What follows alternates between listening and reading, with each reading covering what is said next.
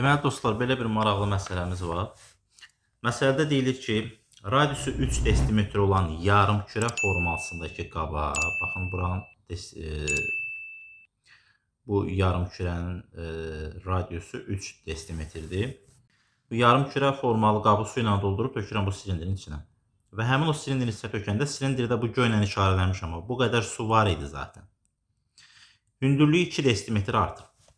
2 desimetr artırsa, demək ki, bu hündürlüyü 2 desimetr olan deməli silindiri mən kənara çıxardıb çəkirəm ayrıca. Baxın. Madam ki, bu yarım kürə formasındakı qabıdakı suyu doldurub bura tökəndə silindirin hündürlüyü 2 desimetr artır. Deməli, buradakı bu silindirin həcmi bu yarım kürə formasında olan qabın həcminə bərabər. Əvvəlcə bunun həcmini tapaq biz. Kürənin həcmi düsturunu tapıb 2-yə böləcək. Kürənin həcmi düsturu bilirsiniz ki, 3/4 pi r kubdur. Buradan 3/4 vurulsun pi vurulsun r 3 olduğuna görə 27, 27 bölü 3, 9, 36 pi.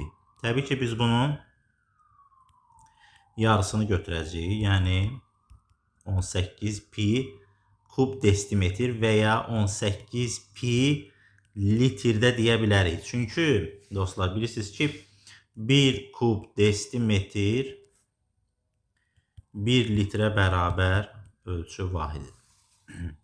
Yəni baxın bu silindrin də həcmi 18 pi litrdir. Deməli bu silindrin mən hündürlüyü də 2-dir baxın bura. Silindrin həcmini tapaq. Silindrin həcmi düsturuna əsasən pi r kvadrat vur h. Bu 18 pi'yə bərabər olmalı. İndi yerinə qoysa pi vurulsun r kvadrat vur h. H da 2 olduğuna görə bərabərdir 18 pi. Buradan pi'lər ixtisar getdi. 18 də 2'yə böldüm. Yəni r kvadrat bərabərdir 9 oldu.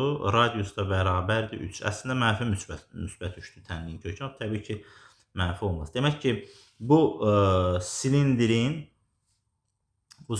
həcmi, daha doğrusu oturacağının radiusu 3 desimetrdir.